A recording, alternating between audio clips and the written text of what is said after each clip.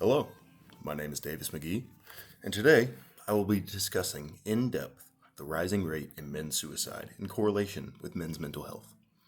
My first objective through this video essay is to first outline the issue at hand through statistical analysis and reasoning behind why it is an issue.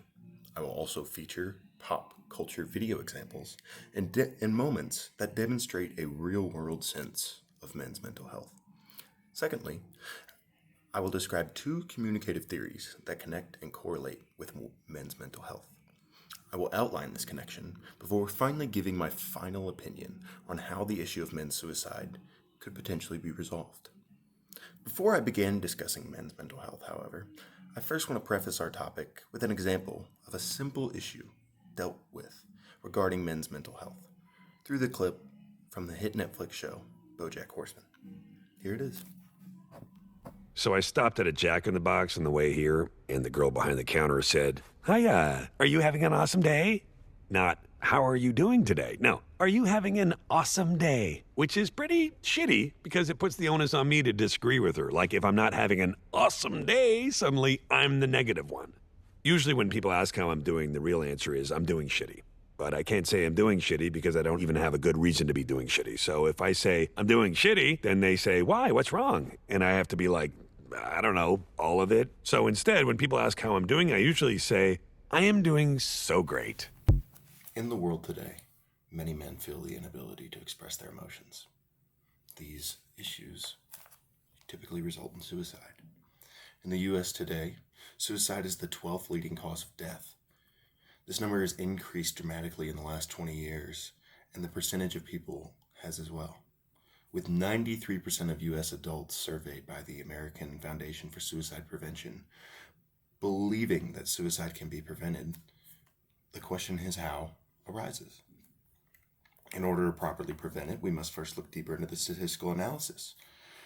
According to the CDC, when it comes to gender analysis, in 2021 alone, the percentage of men compared to women who killed themselves was 80 to 20. This number points out a glaring issue. Men's mental health is not being focused on. It's being forgotten about in our society. So the question becomes, how do we fix it?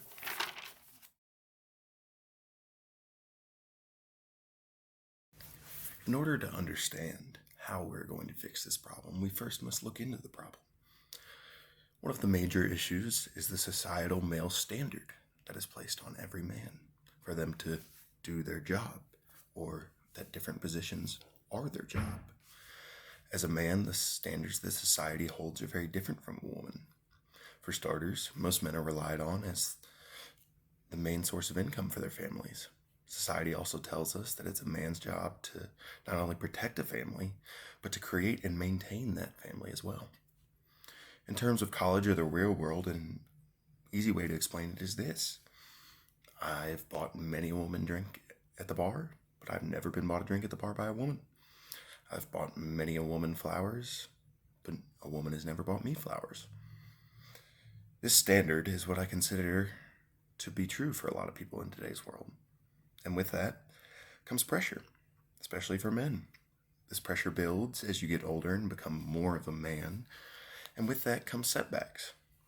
We hyperfixate on the societal view of success, and where we fail, we feel it emotionally.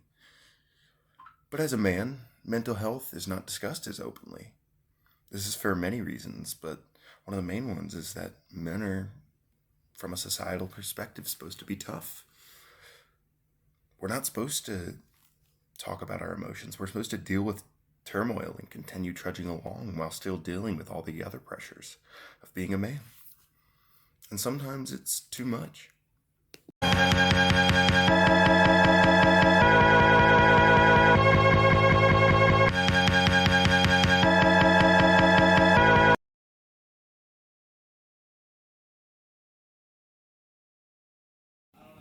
Now, we must look into the communicative properties that correlate with men's mental health.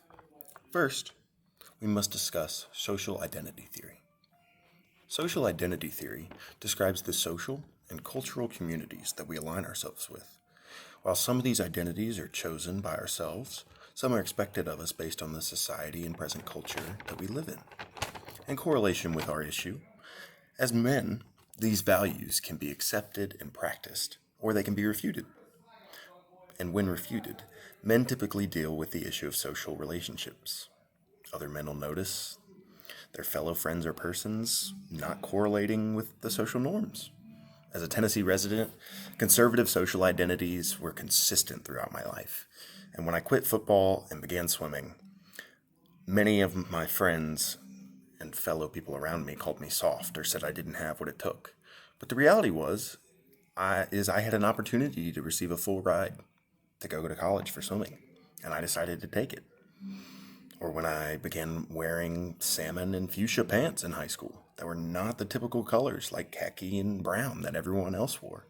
People assumed I was feminine and that I felt like I had to be the center of attention, and that's why I wore bright clothing. These comments made me question my social identity and refrain from being the person I wanted to be.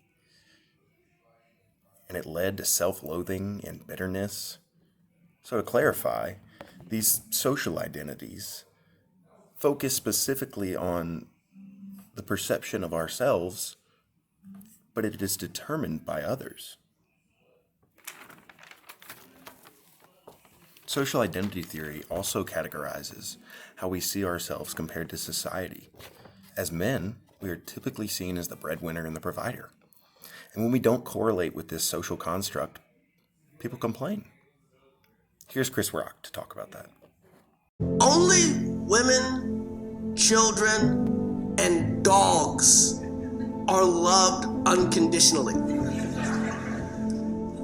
Women, children, and dogs are loved unconditionally. A man is only loved under the condition that he provides something.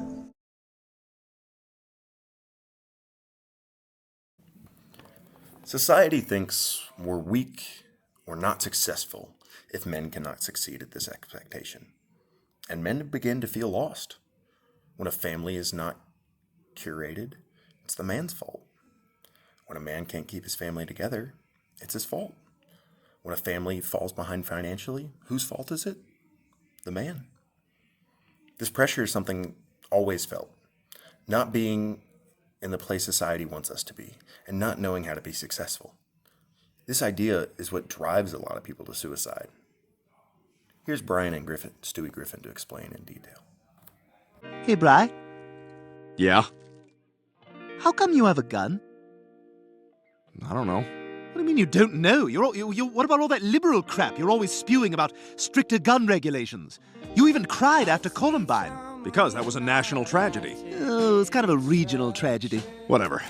It's just weird, you know? I mean, you're the last person anybody would expect to have a gun. Well, that's why I keep it here, where it's safe. That doesn't make any sense. Why have it if you're not going to use it? You know, I really don't want to talk about this with you, Stewie. But I want to know. Just tell me, come on. No. Come on, please. I keep it in case I ever want to commit suicide, okay? Wow. Oh. Oh my God, you're serious. But why, Brian? You wouldn't understand, you're just a kid. I could try. I don't know. Sometimes it's all too much. What is? Life, everything. Just having the gun here, knowing there's a way out, it helps. Yes, but a gun? It's so messy. It just seemed the quickest way, I guess. Yeah, I suppose. I don't quite understand why you're so unhappy. Yesterday, when you said, I don't live with purpose, you were right. I don't. But what purpose does my life have? I don't like when you talk like this. It's true, Stewie. I mean, dogs are supposed to be able to instinctively live with purpose, not even have to think about it, just born like that. But I wasn't. You know, I've tried to find meaning in my life, and I just can't. And that bottle of scotch? I was saving it for my last drink. Ah, heavy.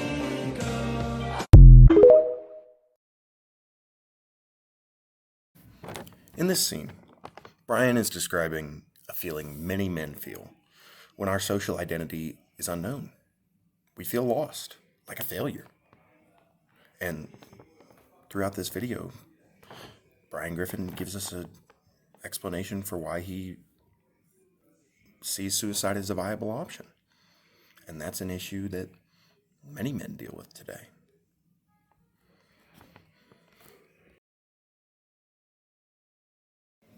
The second theory we should identify is standpoint theories. Standpoint theories help us understand our position in the world from our own perspective.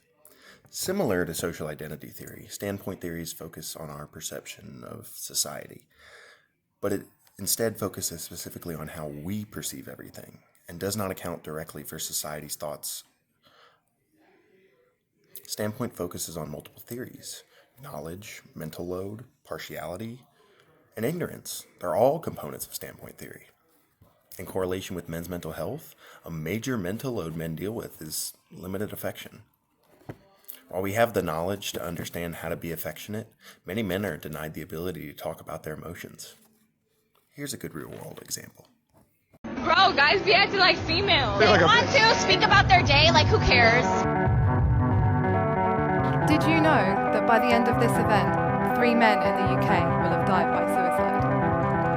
My ex-boyfriend threatened to kill himself if he wasn't with me. I call him my ex because he's gone. I've been feeling grief for 2 months now.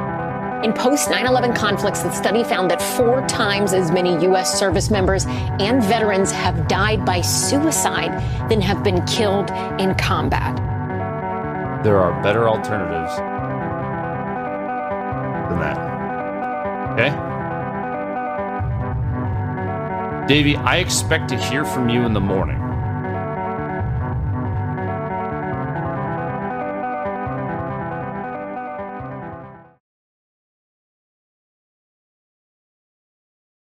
Now that we've outlined our issue of men's mental health and we've looked at the communicative properties, we need a solution. My solution is that we need to add psychiatric help within public schools and private schools for children.